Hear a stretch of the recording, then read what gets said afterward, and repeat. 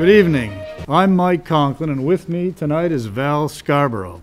We'd like to welcome you to what is becoming the town of Plymouth's annual Meet the Candidates Night. This is the first time we've done it with masks. Tonight we have 4 candidates for 2 3-year terms as a member of the Select Board, and we also have 2 candidates for the town clerk position. The election is to be held on March 8th from 8 a.m. until 7 p.m. Town meeting is on March 9th at 7 p.m. Both the election and town meeting will be held at the Plymouth Elementary School gym as usual. The 4 candidates for Select Board in alphabetical order are Bill Bolton, Joshua Harding, Neil McIver, and Bruce Wiggett.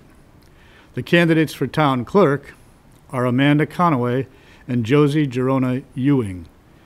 Because of the large task here for the moderators, we've decided to have 2, and Val and I will be acting in unison here.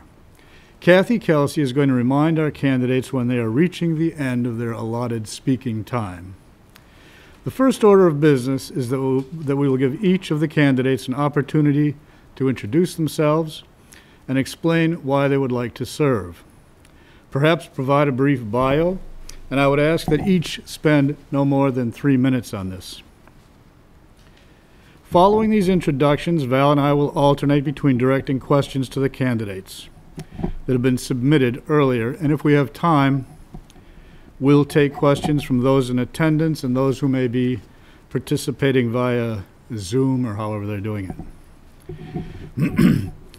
But before we get going here, I'd like to take a moment to recognize Kathy Kelsey, who made this possible by taking care of the logistics, as well as Andrew Fenn of PBTV, who's managing the electronics of this for us, and we're thankful to both of them. And with that, we can start with the introduction, and I think we'll begin with Amanda. Well, thank you. Good evening. My name is Amanda Conaway, and I want to be your next town clerk. As a fellow resident and homeowner of 18 years, I know I can make a difference in our diverse and dynamic town. I grew up in Northeast Arkansas, which might explain my accent. I graduated from Boston University with a degree in journalism, and after due diligence and a lot of research, I chose to make Plymouth my permanent home. Due to many factors, but including the many resources available to everyone in our community. I chose to make Plymouth my home and my community. And by voting in the election on March 8th, you choose the next town clerk. My campaign centers on several tenets. The first is ethics and integrity, where fairness, objectivity, and honesty matter. I believe in courage and boldness, putting personal feelings aside and being able to ask the tough questions. I believe in the outstanding communication skills. As the keeper of the town, of the records for the town, it is important to be transparent in all that we do while adhering to state laws and RSAs. I believe it's important to have knowledge of technology. We're using social media to provide timely information and maintain the records kept by the clerk's office and able to fulfill your right to know.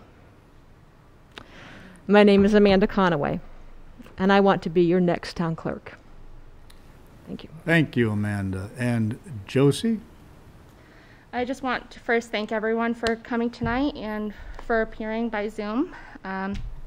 Excuse me if I have nerves. I still get butterflies public speaking. But my name is Josie Gerona Ewing, and I've been serving as your town clerk over the past 2 years. I've had a passion to work in municipal government and to serve as a public servant since I was a young child. And prior to my election in 2020, I was the deputy town clerk for over 2 years. I have a Bachelor of Science in Public Management, and I am a certified public supervisor with the state of New Hampshire, all of which has prepared me to be town clerk and to continue in my role. I've been serving on the New Hampshire City and Town Clerks Association for the past year, representing town clerks in this region, as well as giving a voice to residents in my community. There, I serve on the legislative committee and the social media committee. Since 2020, my husband and I purchased a home, so we're now homeowners in Plymouth. And we also got married, all very positive things and a challenging 2 years. I'm seeking to be reelected because being town clerk has brought me so much happiness. It brings me a great sense of community and a major sense of accomplishment in my daily life. And it has given me the ability to expand on my experience as a public servant in a position of leadership here. I have the work ethic, the character, and the necessary skill sets, as well as credentials to continue in this position. And I'm asking my community's confidence in me as a leader and to choose me, Josie Ewing, as your town clerk again. Super. All right, I'm going to start with questions, and I will begin with the first question that has somewhat been covered in your introductory remarks, but I would like a little more detail from each of you, and I'll start with Josie. What qualities make you a good candidate, and how does your training and experience benefit Plymouth in the role of town clerk? So to recap my education and work experience, I studied at PSU. I graduated with a BS in public management, and I was able to get an internship quite early in my college career here at the town of Plymouth. I'm also a certified state supervisor. Prior to my election, I served as the deputy town clerk with my predecessor, and I was able to learn just some of the ins and outs of the office. And since then, I've been able to learn so much more and to grow as a leader over the years, of course. I'm a certified municipal agent with the state of New Hampshire. I'm also credentialed in vital records administration and election law. Since 2020, I've had the pleasure of working with my fellow election officials. I've been able to help run 5 elections, all of which I was able to set up election trainings, recruit new poll workers to work with our more seasoned ones, coordinate and host absentee ballot and voter registration drives. If I'm town clerk, thank you. If I'm town clerk, it'll of course be a more seamless transition. I have the knowledge for the upcoming elections to continue in the position. I also have the knowledge in vital records administration, public record keeping. Plymouth being a diverse community, there's just a whole other set of responsibilities that the town clerk has to know. And it's a fairly multifaceted position, and it would be difficult for someone to come in without the experience and an experienced deputy to continue the office without having to outsource any of those responsibilities to other town clerks. Thank you, Josie. Amanda, same question to you. What qualities make you a good candidate, and how does your training and experience benefit Plymouth in the role of town clerk? That is a very good question. According to the Town of Plymouth's website, the mission of the town clerk is to provide friendly and high-quality service to Plymouth residents and visitors with efficiency and accuracy. The town clerk is responsible for administration. This includes processing of titles, applications for motor vehicles, registrations, providing certified copies of vital records, issuing dog and marriage licenses, and administering elections with other elected officials, and by also preserving town records. The role of town clerk demands versatility, accuracy, patience, and above all, transparency and accountability. I am a person who says, when I say I will be somewhere, I will be there when I say and where I say, to put the needs of the community above personal needs. I have a great deal of experience as both a manager and a business owner. I believe that organization is the key to running an office smoothly and with the transparency needed for this community. Thank you. Thank you. And I'm going to follow on with the next question as well. And that is, what do you see as the most important current duties of the town clerk, and what changes do you see in the role of the town clerk 5 years from now, and how do you prepare for the changes? And we'll start with you, Amanda. Well, the role of the town clerk, again, as record keeper, I believe will change dramatically in the next few years as electronic documentation and scanning, to be able to take the old records that are now currently either on paper or the risk of them decaying. I believe that the town clerk is responsible and has a great deal of responsibility to those records in order to keep them fresh and alive. It's also part of the right to know, so that we can see what our past has been, so that we can recognize what our future may be. Thank you. Josie? So the role of town clerk is one of the oldest in the world. It's not a position I see changing anytime soon. There's a lot of integrity with it. It's one where, of course, we're the record keeper. You come to us, we register your vehicles, we help out by administering elections and vital records, but we're really a hub for people to come to. It's an office of community where we help people build bridges between the community, municipality, and then the state government. It's a beautiful position to be in, and I'd like to take a moment to just talk about the few things I've done since 2020. Since 2020, I've been able to accomplish a lot of my goals, some of which had been to create a website to improve access to our services and information, where Amanda was able to find that the details on what a town clerk does. I've been able to create a social media account to keep the public abreast of any new information and updates in the community. I've cleaned, repaired, and repainted the office, extended regular office hours to include evening hours every Wednesday to accommodate working families in our community. I've gone above and beyond. I've gone to people's homes to collect absentee ballots when they said their car wasn't working the night before an election. I've worked with people on the curbside when they're handicapped and they can't make it all the way up to the door. My plan is to continue with my heart, to lead with my best foot forward, and to listen to people. And if people have suggestions, I'm here. I have open ears, open heart, and I want to do what's best for the office. Thanks, Josie. And now it's my turn to ask a question. There is an important midterm election coming soon. Aside from the clerk's regular duties and obligations, what are the town clerk's responsibilities involving voter registration, election day processes, and state rules and regulations as they pertain to voting? And yeah, I guess we did Amanda first. Okay. Well, I think it's important for any election, not just midterms, that the town clerk also works with other officials in order to have a smooth, safe, secure election process. I know that for voter turnout, especially for town elections or midterms, can be low. Now, Plymouth has done it extremely well, and according to the February 2022 statistics from the state, we have 4,053 registered voters at this time. In 2020, we had 3,462 people vote, which is about an 85% turnout.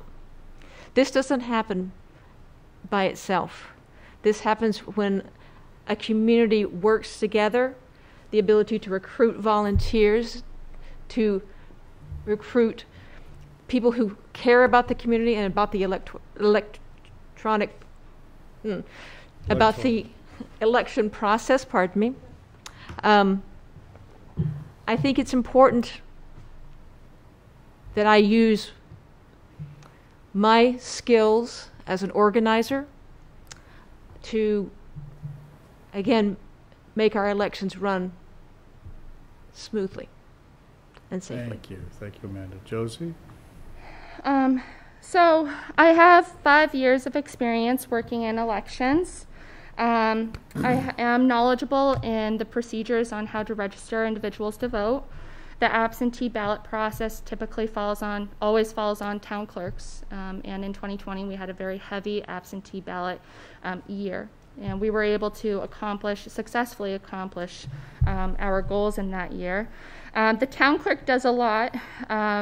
We coordinate elections, so I have experience doing that, recruiting poll workers, new and are the ones that have worked with us for many years, as well as I was able to, typically we order food, but instead of doing that, I was able to work with Hannaford and Common Man to get donations, which was nice, to make it more of a community event.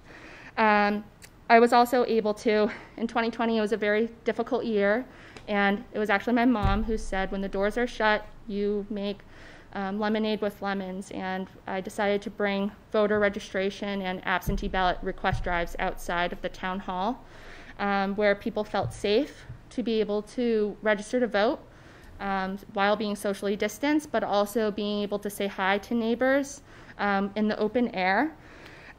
Aside from that, we also test, count, and order ballots, handle all inventory.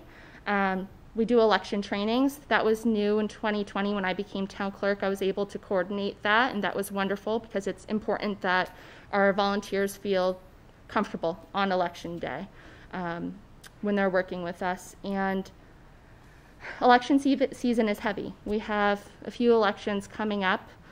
I've been able to testify on behalf of the state, which was a wonderful experience, and it was nice to know that our Secretary of State trusted me to do that. And I hope to have more opportunities to work in elections in Plymouth. Great. Thank you, Josie. We are coming close to our time limit for this segment of the forum. So I am going to possibly ask the last question here, and I will start with Josie. What is your definition of teamwork, and what makes you a good team player?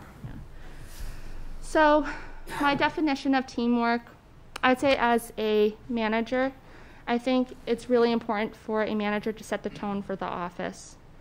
For me, it's important that my deputy feels comfortable, feels that they can come to me and ask questions.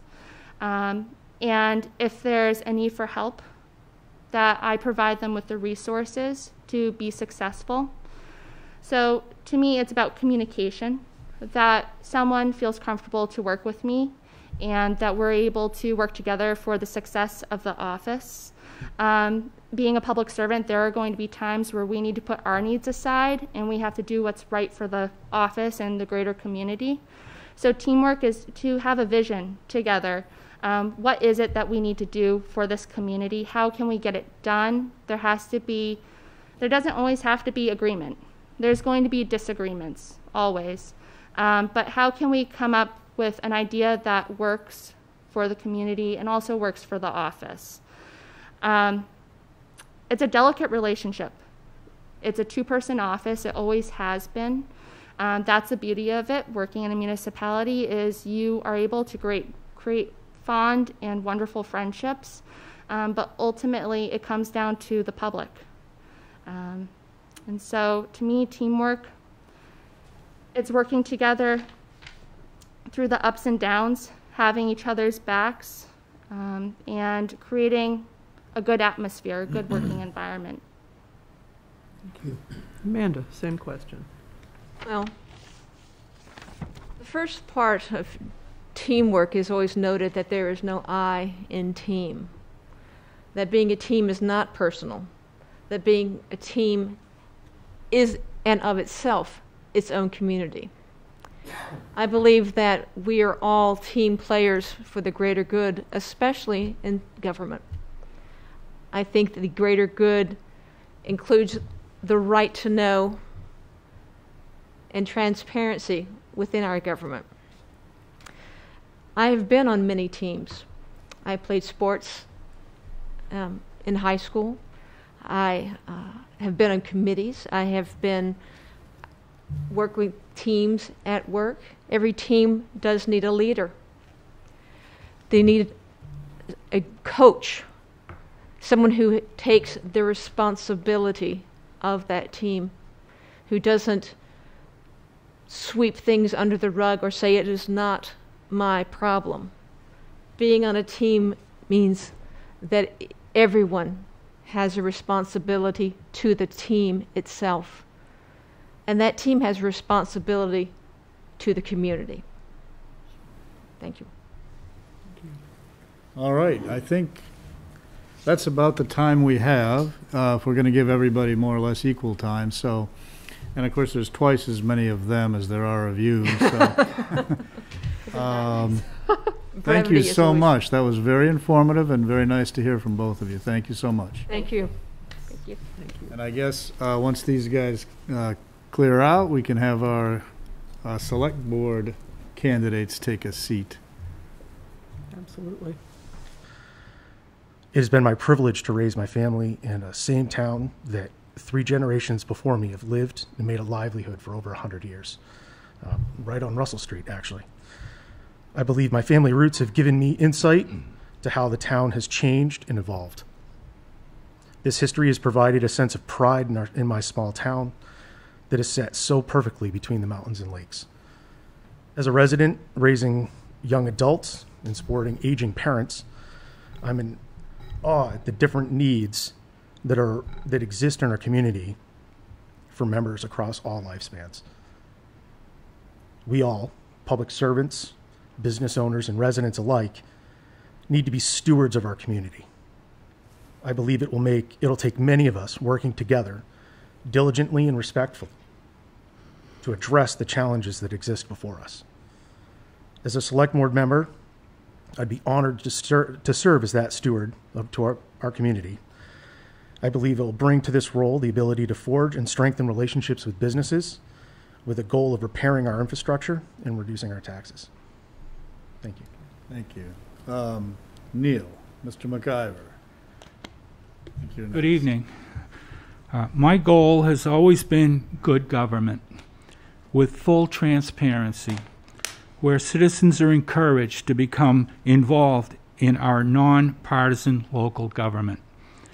Oftentimes, people come with their own agendas, which the Board of Selectmen needs to balance against the needs of the community. Getting involved in town government starts with studying issues and voting, and can lead to voluntary participation. The Select Board works as a team, developing policies for the town manager to implement. We actively encourage citizens to attend our meetings, whether in person or by Zoom, and to watch our meetings on our website, YouTube. My involvement in town government began when I was appointed to the Planning Board. Subsequently, I served on the Conservation Commission, the Budget Committee, the Airport Commission, Cemetery Trustee, Zoning Board, currently the Select Board. I also was elected and served 3 terms in the New Hampshire State Legislature.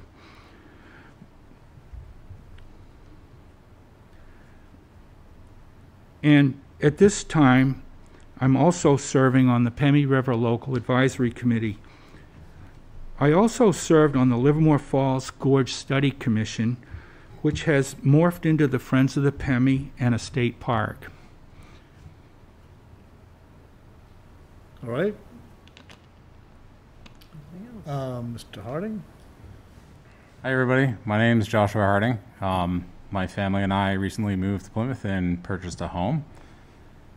I own and operate a small construction company specializing in custom carpentry.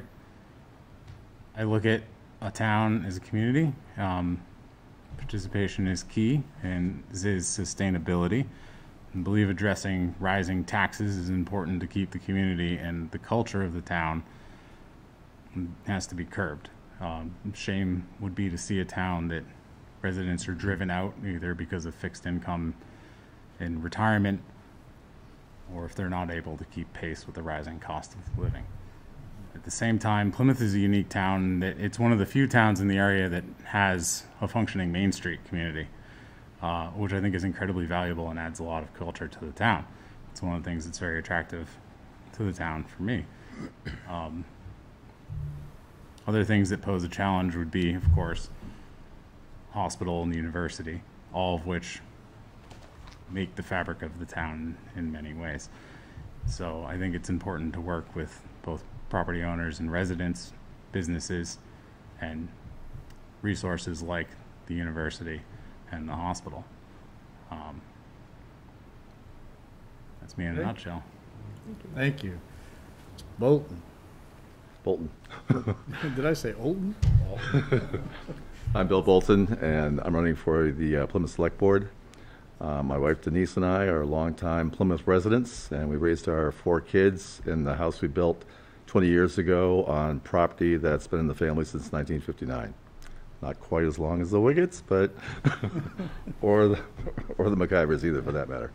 I retired from state government after 30 years of service. That ranged at being the assistant director to the public health laboratories, also the chief of the staff that supported the state's health services planning and review board, which allocated and reviewed healthcare facilities in the state. And after that, I became the director and state registrar of the Division of Vital Records Administration under the Secretary of State. After my retirement in December of 2008, I became an at-home software implementation manager. I worked with 57 states and territories to install national software that collected and reported vital records statistics to other states that have a statutory right to that record or the National Center for Health Statistics. So since my retirement, I focused on the Plymouth community, and I volunteered for several municipal boards as well as nonprofit organizations. And I was elected to the Plymouth Select Board in 2013, and I'm the current chair. I'm also the chair of the Pemmichewasset River Local Advisory Committee, which reviews properties that are developed along a 1/4 width to the Pemmichewasset River. And we review this as an agent of DES. And we make comments to the individuals that do development along the Pemmy. And I've also served on Plymouth's Planning Board, Conservation Commission, Energy Commission, as well as the boards of several nonprofit organizations.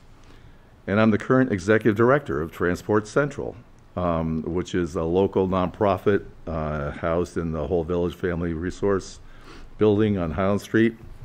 And if you're 60, or if you have a disability and you need to go to a medical, I had to put a plug in, you have to go to like a medical checkup or something and you have no ride, give us a call. We'll do it for free.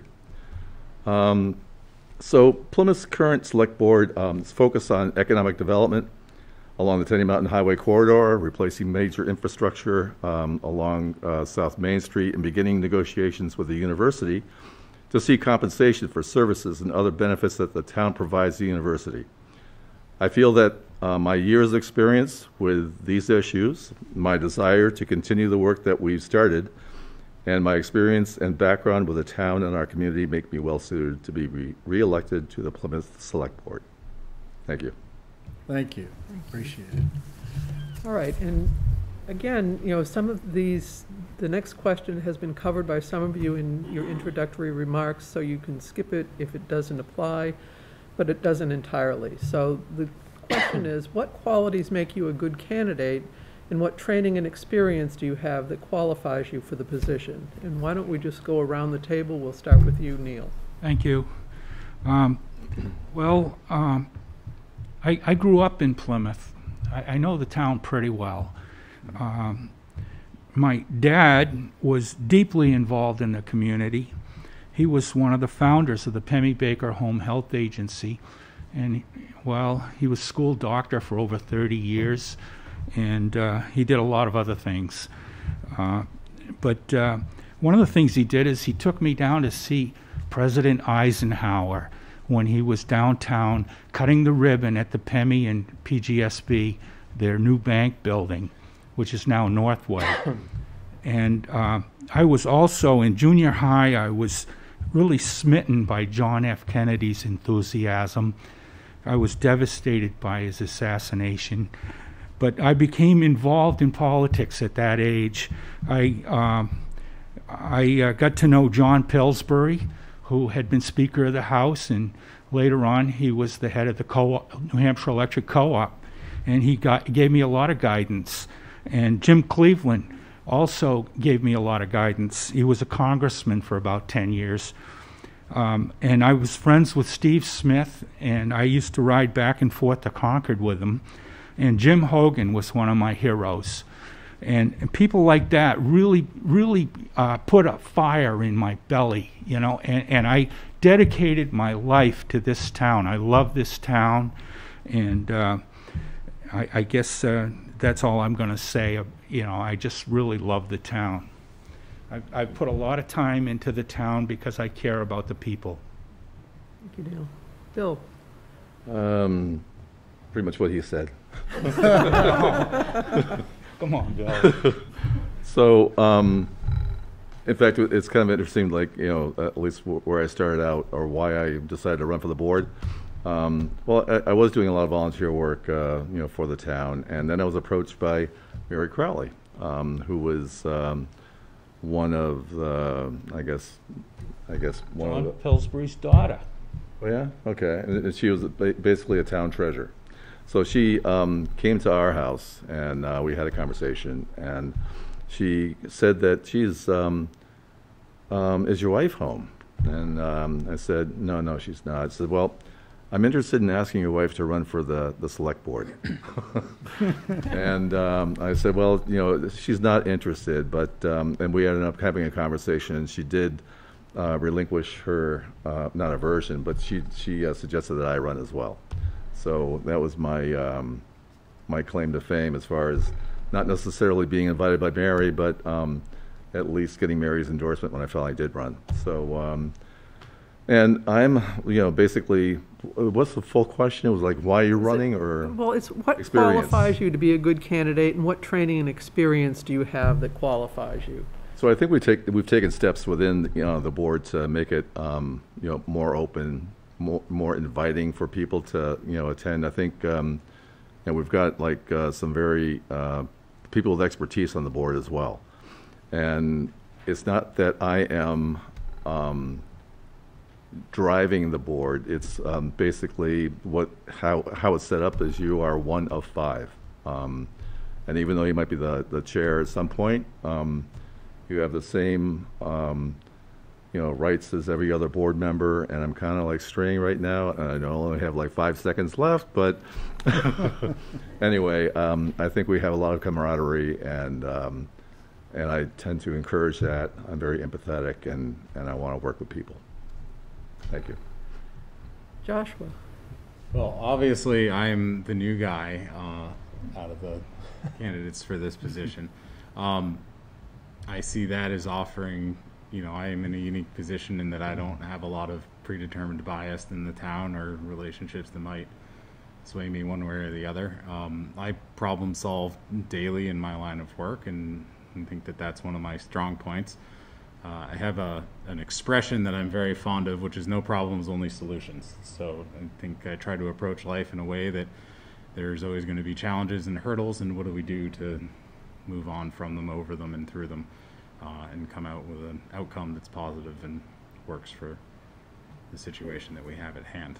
I think that my outlook on life and my even-keeled personality definitely lend itself to a position like that. My perception of a select board is problem solving. Thank you. Thank you. Can I hear the question one more time? Just.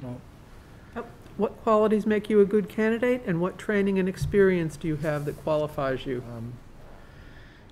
Training and experience is much like my fellow people are, you know, the willingness to work with each other and to understand and, you know, like Josh said, problem solve. Years of working at Beckett or the police department and what I do now, I understand that there's not one answer. and I think, decades of learning how to take competing things and coming up with a good solution that's reasonable and rational gives me some sort of qualification in that realm. My other piece would be, just a willingness to serve, whether it's myself or Bill or Josh or Neil, like the willingness to be a part of a community and trying to make sure that we have a group of people that, don't have an agenda. We're trying to make sure that our agenda is the health and vibrance of our town, and there's no specific piece that I can bring that's going to be like, oh, I'm going to be fantastic at writing a grant, or I'm going to be fantastic at doing that. But what I'm good at is much like, Josh, my day-to-day is, you start off and it seems great, and then something happens, you kind of come up with a solution to fix it. So I think that's what I'd bring to the board. Thank you so much. Yep. All right, that was the easy one. We've got this question that somebody came up with that's I think a little challenging and interesting, and it's this: New Hampshire has recently initiated a school voucher program, which is costly to the state. Vouchers are provided to families for homeschooling, charter schools, and religious schools. There is currently no means testing for these what are called education freedom accounts, which means that Plymouth taxpayers contribute to send the children of wealthy parents to private and religious schools. A bill to require means testing was voted on but defeated. Do you feel that Plymouth's property taxpayers should support the voucher program? Why or why not? And maybe we'll go, should we do it the opposite, left to right this time? That's unfair. Sorry, but it was. Don't we have a school board for that question? Education is, I believe, extraordinarily important. I think it would take a lot of conversation. It wouldn't be just my decision. You would have to go out and have that conversation with the constituents. Unfortunately, in the town of Plymouth, we're faced with 63% of our tax base is non-tax paying. So 63% of our structures in town don't pay taxes. So I think it would impact our community greatly if that small percentage then had to foot the bill on top of which is already a very high bill, I believe $17-ish per thousand for education. So if that was to bring it up even more, it'd be hard to make that sort of decision. Do I think that people have the right to have an education that would be of their liking? I do. Deep in my core, I want you to be able to go and do whatever you want for your education. But I would have to think long and hard before I would want to impact our community with higher taxes for, someone wanting their student to go someplace else. We have wonderful homeschooling options. We have, and COVID has shown us that. People have been able to homeschool their kids and done all sorts of wonderful things with, homeschooling, and to burden our small community with increased taxes, it'd be really hard. I don't have a good answer, but there would definitely be lots of conversations with community members and board members to come up with a solution for that. And this isn't actually a question, this is more your personal opinion. Yeah, this is like, and that's hard. what the question is, truly. Thanks for putting me first. Yeah, that's a tough one, but. And Josh? Yeah, that's a murky one for sure. It's also new and relatively uncharted territory from what I understand. As was pointed out, there's a relatively small tax-paying base in the town, and my kind of knee-jerk response to that is that if somebody chooses to do something which would be outside of the town school system, that they would be on their own in providing for that, and then asking for money back. It's kind of unusual, right? So like, if you have somebody who doesn't have children who buys a home and is paying property tax, they're paying property tax that contributes to the public school system, but they don't have the child in the school reciprocating that. So if people choose to take their child out of the school system to either attend a private school or a homeschool, asking for money back in that situation is kind of, it's unique. So I don't know. I mean, I guess I agree that you'd have to approach the constituents about that and see what they want to do, but then you have the practical matter of where do you make up the difference in that cost without raising taxes to an unnecessary burden. I guess I don't have a concrete or clear-cut answer to that at this time. Bill? So I think public schools are getting a bad rap nowadays, and regarding, in fact, even the name is getting challenged. They're assuming that, or some groups are assuming that public schools are actually government schools, and no, they're not. They're public schools, and they try to not indoctrinate kids, but try to teach kids. Well, I'm getting off on a tangent. So regarding the actual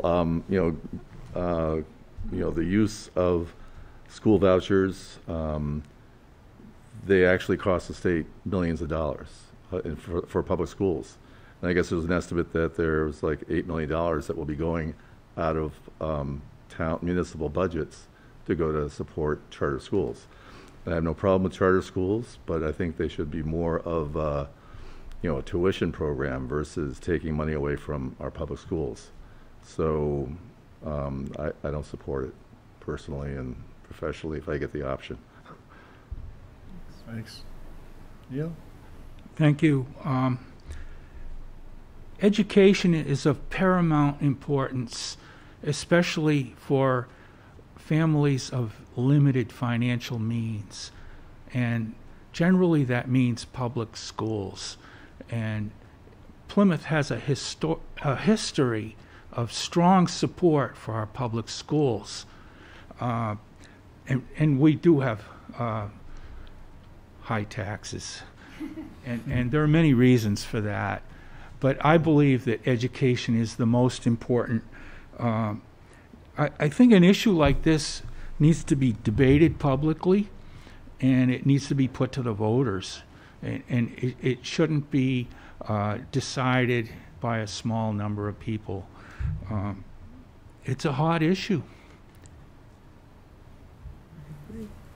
Okay, thank you, Neil. Thank you. Yeah. All right, I'm going to move on to a question that's maybe a little bit easier to field. Name something that you think is done very well by the town and explain why, and what do you think can be done to improve our town? And we'll do this one with, we'll start with, actually alphabetically, we'll start with Bill. Okay. So what is working with our town, and what can we do to improve it? Right. Improve something. So I think what's working quite well is that we have a town planner that is extremely competent.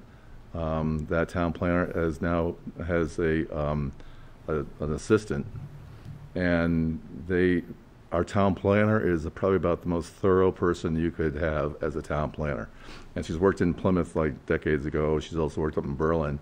But with that in place and her staff in place as well, she can now manage projects that are quite large. Like the South Main Street, Green Street, all the infrastructure that's going to be going in the next year.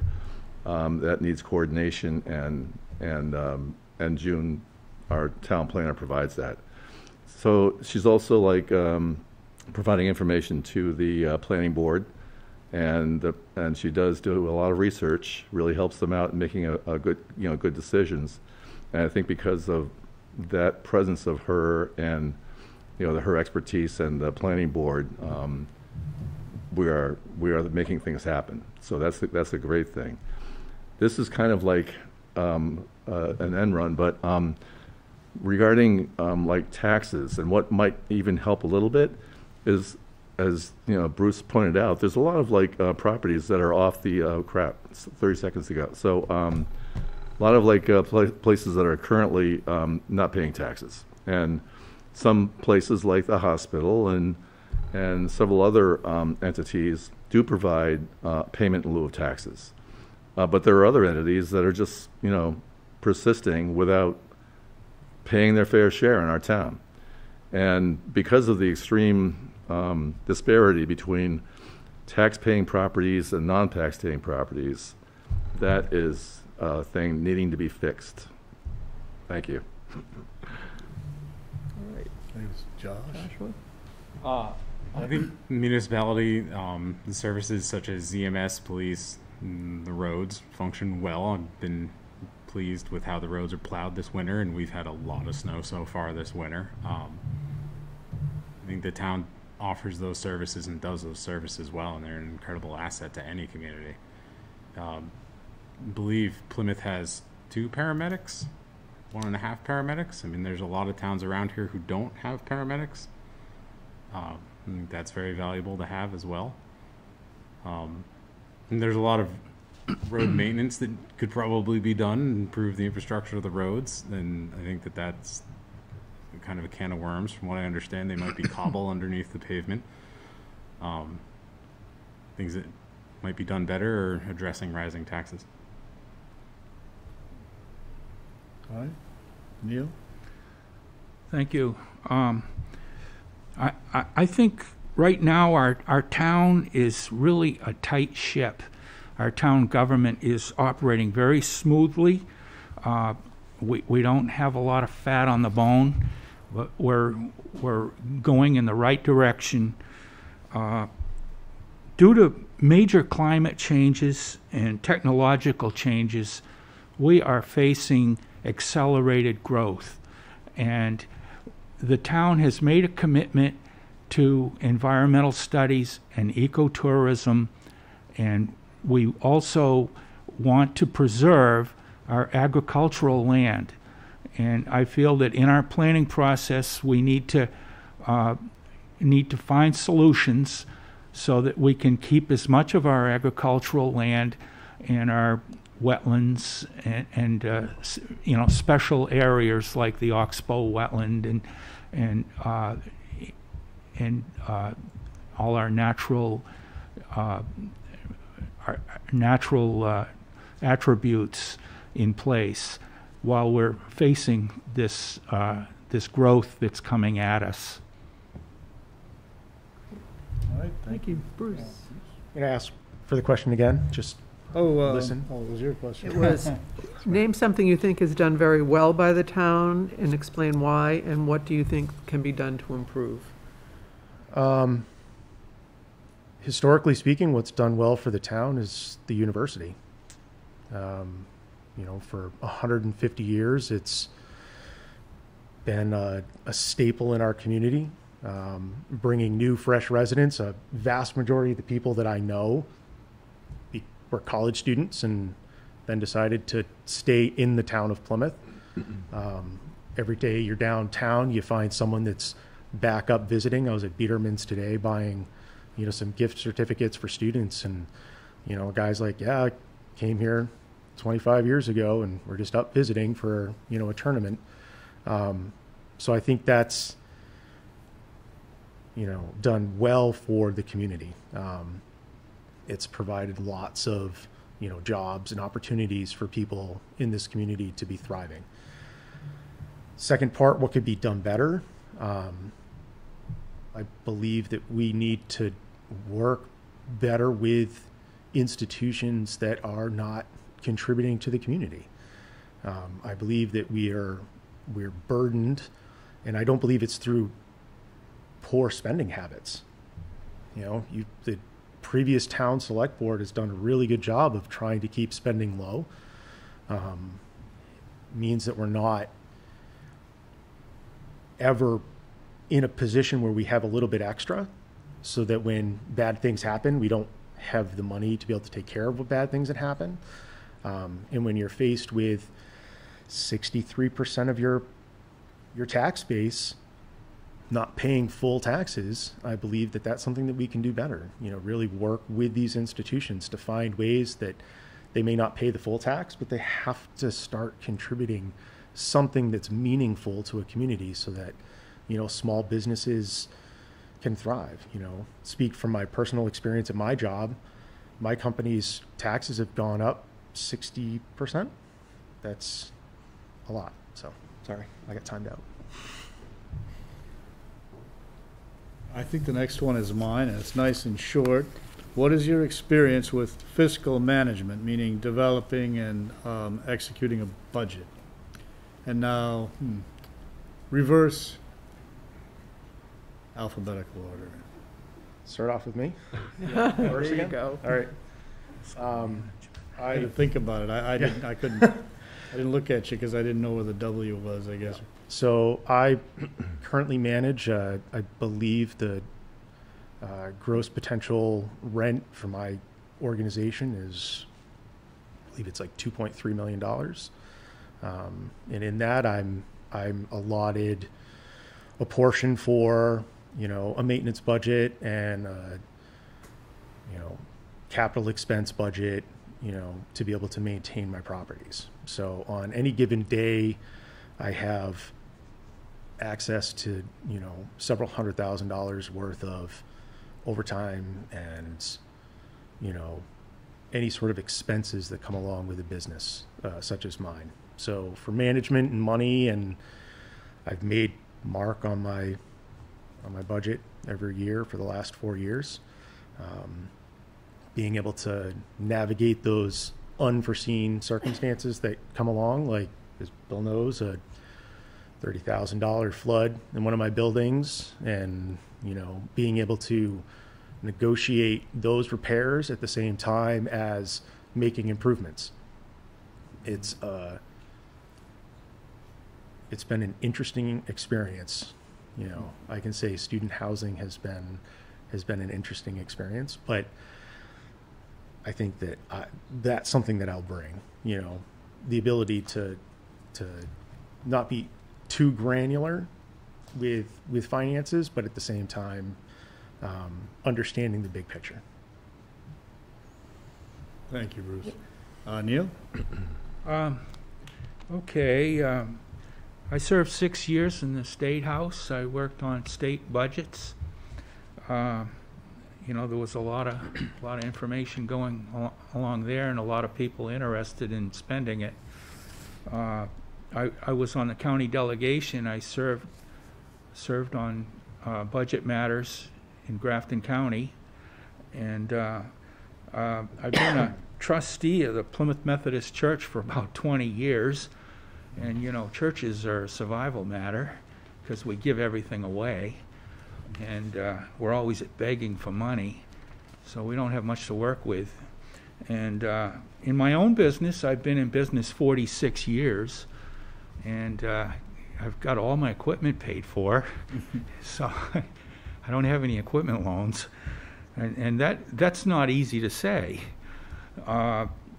And on the select board, you know, I've been 7 years. I also served on the advisory budget committee for the town for a couple of terms, and then I've been 7 years on the select board. And we've tried to be just as efficient as possible, and at the same time make meaningful investments that will, you know, pay off down the road. Thanks, Neil. And Josh? I work with clients on budgets and the compromise between getting them what they want in construction and working within their budget, and staying within budget in a project. I've bought and renovated a house and then sold it and bought another one, and we'll again do that at some point, and when the time comes to use that as a stepping stone. And obviously, as I stated earlier, my experience in government is limited. I'm the guy who's new to that, but I think that offers me an interesting perspective. Thank you. And Bill? So, Neil, I hate to say this, but I've been on the select board for 9 years. He's got it. He's over me. I have to say the extra 2 years was really made me fiscally responsive. So, I mean, in any event, I had a small business for 10 years, and This was the business that I did with rolling out the vital record software to all 57 jurisdictions. And so I managed that. I also, which I'm quite proud of, succeeded in putting 4 kids through school and college. And we just did our last payment for my daughter, who goes to George Washington University, and she graduates in the spring. And we're not bankrupt, and we're still fluid. So, so I think primarily the my experience on the select board, though, has been quite educational as far as like managing budgets and trying to be fiscally responsible. All right, I think we have time for 2 more questions, and the next one I think will be a fairly quick one to answer. Do you support masks and vaccines as a means of controlling or minimizing the spread of COVID in our community, and why or why not? And we will do this one in alphabetical order, so start with Bill. So there are people that are far more intelligent than I, and they also make very good recommendations based on scientific fact and probability of getting a disease, and pretty much adept at public health practice. So regarding masks and vaccines, I fully support the use of masks and vaccines for control of specifically COVID. And I think we did quite well, at least our town, in succeeding to mask when we should, continuing to mask until we're suggested by CDC and or the state to loosen our mask requirement. And I mean, it's, at least to me, in my observations, it's quite apparent that 2 doses and a booster tend to make you not have to succumb to a hospital visit. So I'm all for them. Was there another part to that question, or that's Nope. it? Okay, I'm done. So I guess it's, you said alpha, so Josh. On most issues like that, I default to personal decisions. I believe that everyone can measure and assess risk for themselves and take whatever necessary steps they feel is appropriate for themselves as an individual. I don't believe in making decisions for other people like that. Neil. Well,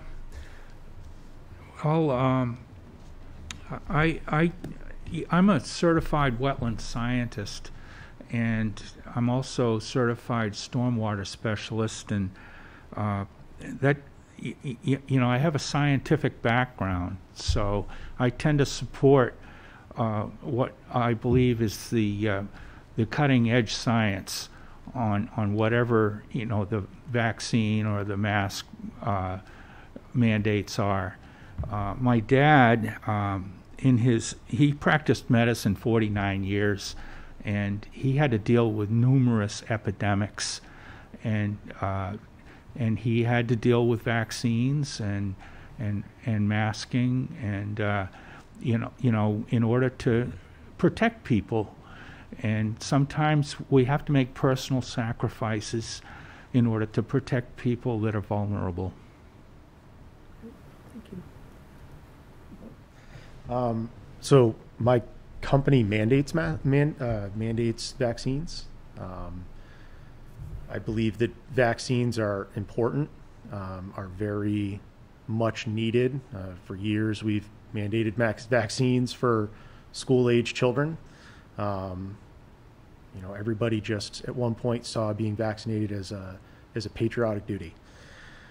Masks, I find it difficult sometimes to be told I have to put a mask on, but I tend to never want to be disrespectful, so I'll wear a mask for anybody that wants one. But in the height, I 100% was on board. It's like, yep, put a mask on. Let's try to reduce this.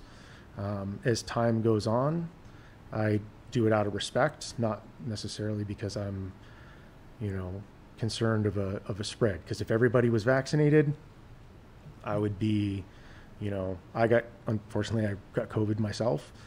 Was very thankful that I had had my vaccines because it was a rough couple days. But I could have thought how much worse it could have been if I wasn't. So masks are a touchy subject, I think, sometimes, because it's really difficult to be told that you have to wear masks. And I think laws around those become very difficult, specifically with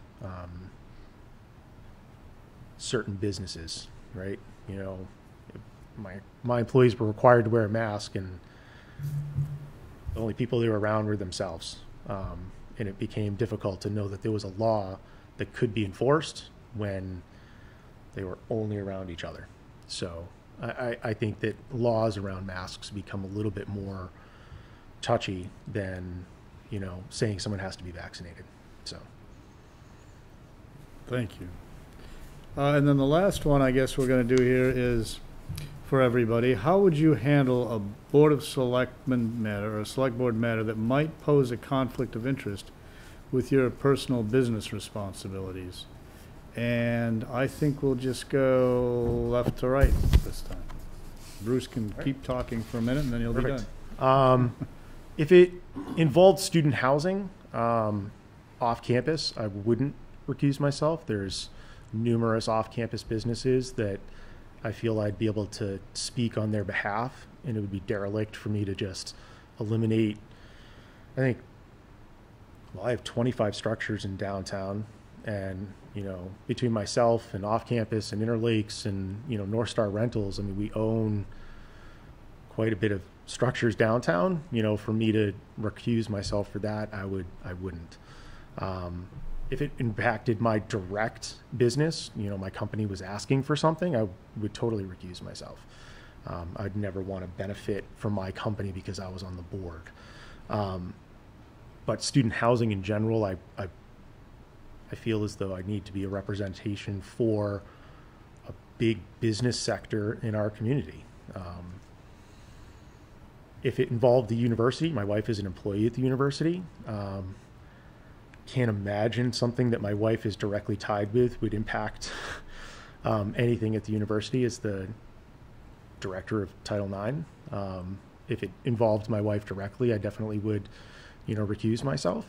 But if it involves the university, I'm very much wanting to dig in and have conversations with the university. I moved on a college campus in Plymouth State in 1996, and for I lived on a college campus for 12 years, and I've never not interacted with college students or college administrations. I think it'd be wasteful for me to not take my year's experience and bring it to the table when having conversations with the university. So that'd be it. Josh? I mean, obviously, generating personal gain from one's position in local government is a huge ethical violation. I'm not sure the exact term, but it'd be where somebody in a position on select board would possibly be muted or otherwise, what's the term you use? Recused. Recused would so they step out of that conversation. And I think that that's routinely done in local government if there is a situation that arises where there's a clear-cut conflict of interest. I mean, that's definitely something to be concerned with, but I think it's also something that people in those positions respect the boundary of that and want to do what's right for the community and take the position, even if it involves stepping to the side for a matter of time. Thanks. Thank you, Josh. Bill? So I generally didn't have to worry about recusing myself until I got appointed as executive director of Transport Central.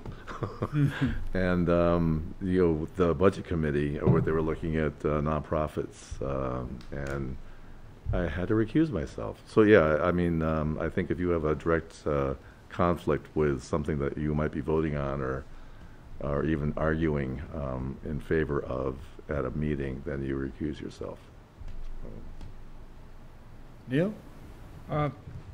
Due to the fact that I have multiple licenses and certifications, I'm required to have several hours of ethics training every year. So that keeps me up to date.